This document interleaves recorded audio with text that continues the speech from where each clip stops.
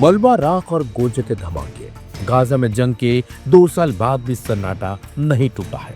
Israel का दावा है कि उसने हमास के खिलाफ बड़ा सैन्य अभियान चलाकर उसकी कमर पूरी तरह से तोड़ दी है।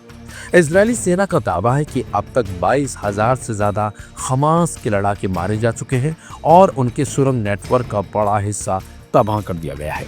इसी बीच आईडीएफ के प्रवक्ता ने एक बड़ा खुलासा और दावा किया है। उनका कहना है कि हमास के पास अभी भी करीब 20,000 लड़ाके हैं और सैकड़ों रॉकेट हैं जो हमारे बड़े शहरों तक पहुंच सकते हैं। ये लड़ाई अभी खत्म नहीं हुई है। इजराइल के दावों के बीच ये भी सच है कि हमास ने नई भर्तियों के जरिए अपनी ताकत फिर से जुटाई है। भले ही ये लड़ाके कम ट्रेंड हो, लेकिन जज्बा पहले जैसा ही है। हाल ही में संघर्ष विराम के बावजूद हमास ने एक हमले में 2 इजरायली सैनिकों को मार डाला है। जवाब में इजराइल ने हवाई हमले किए और कहा कि हमास के ठिकाने फिर से निशाना बनाए गए हैं। वहीं गाजा में रहने वाले लोगों का कहना है कि हम कब तक बमों के साए में जिएंगे। रोज लगता है कि अगला धमाका हमारे घर पर होगा। गाजा के लोग 2 साल से मौत, भूख और बीमारी के बीच जीने को मजबूर हैं। स्कूल, अस्पताल, बिजली, सब कुछ तबाह हो चुका है।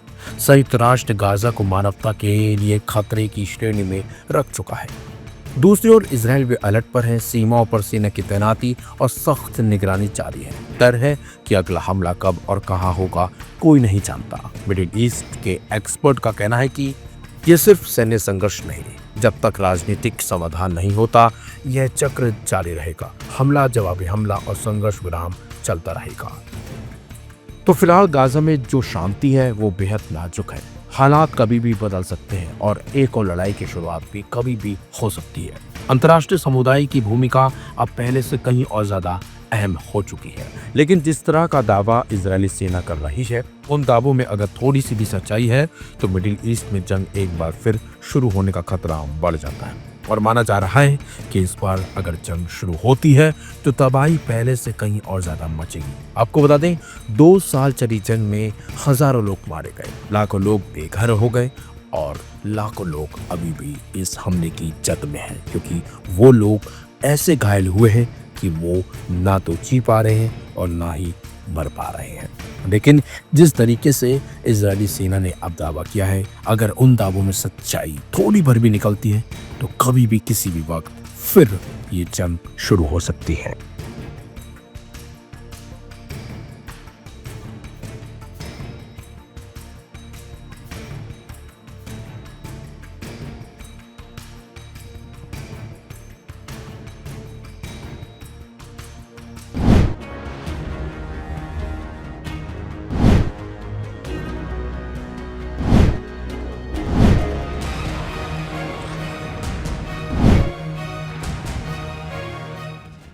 गजा में 10 अक्टूबर को लागू हुआ युद्ध विराम अब नाजुक पड़ता जा रहा है।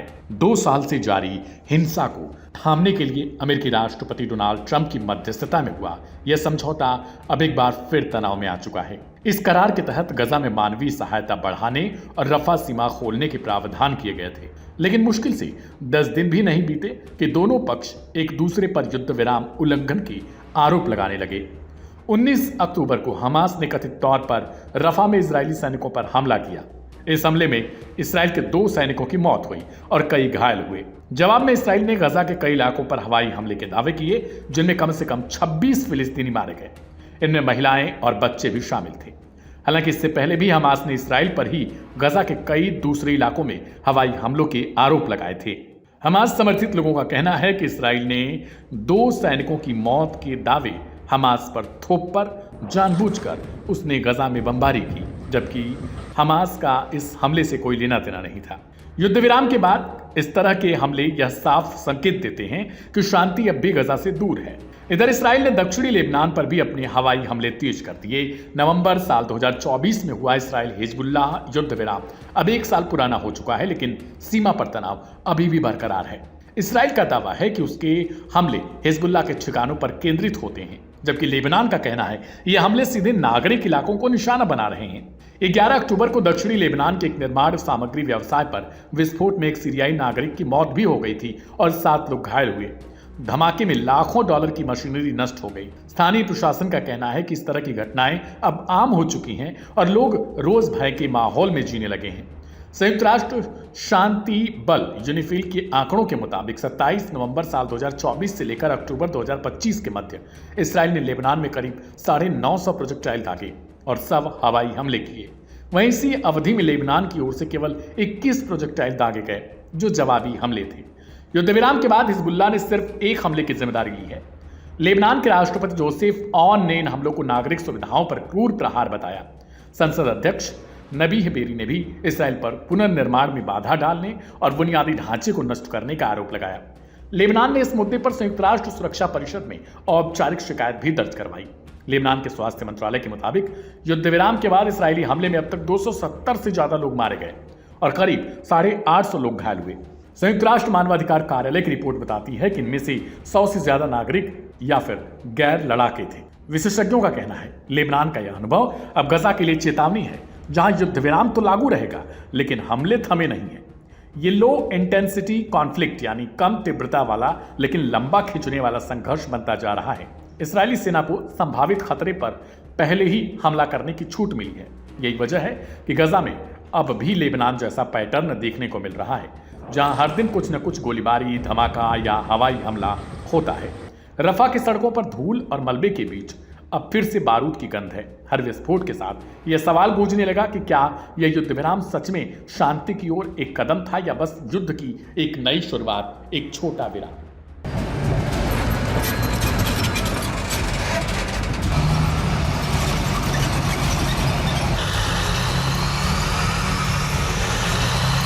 ईरान ने जो कहा वही हुआ। गजा में टिक नहीं पा रहा है सीजफायर। महज 9 दिन में इसराइल और हमास फिर आमने सामने हैं। लाइव हिंदुस्तान पर भी हम अक्सर एक्सपर्ट के हवाले से आपको बताते रहे हैं कि क्यों इसराइली आक्रामकता ज्यादा दिनों तक थमी नहीं रह सकती है। लेकिन सबसे बड़ी बात तो ये हुई कि जिस तरह प्रेसिडेंट ट्रंप की इज्जत दांव पर लगी हुई है, उसको सीजफायर की खिलाफ वर्जी करके इसराइल ने बड़ा धक्का पहुंचाया है। तो गजा में अमेरिकी राष्ट्रपति डोनाल्ड ट्रंप की गारंटी से लागू हुआ युद्ध विराम संकट में पड़ गया है। इसराइली फोर्स IDF ने दक्षिणी गजा के रफा, बैत लाहिया और खान यूनुस के आसपास हवाई हमले और तोपखाने की गोलीबारी की, जिसमें कम से कम 11 फिलिस्तीनी मारे गए। इसराइल का दावा है कि हमास ने युद्ध विराम का उल्लंघन कर स्नाइपर और एंटी टैंक मिसाइलों से हमला किया, जबकि हमास ने इन आरोपों को खारिज करते हुए इसराइल पर युद्ध विराम तोड़ने का आरोप लगाया। इस घटना ने इलाके में तनाव को चरम पर पहुंचा दिया है और युद्ध विराम के टूटने की आशंका बढ़ गई है। इस्राएली सेना के मुताबिक रफा में येलो लाइन के पूर्वी हिस्से में हमास के लड़ाकों ने इस्राएली सैनिकों पर स्नाइपर फायर, RPG और एंटी टैंक मिसाइलों से हमला किया, जिसका हमने जवाब दिया। हमास की अल कस्साम ब्रिगेड ने इन आरोपों को झूठा प्रोपेगेंडा करार दिया है। हमास का कहना है कि रफा में कोई टकराव नहीं हुआ क्योंकि ये क्षेत्र पूरी तरह इस्राएली नियंत्रण में है और मार्च 2025 से उनका वहां संपर्क टूटा हुआ है। हमास ने दावा किया कि इसराइल ने जानबूझकर युद्ध विराम तोड़ा और रफा क्रॉसिंग को बंद रखकर मानवीय सहायता को रोक रहा है।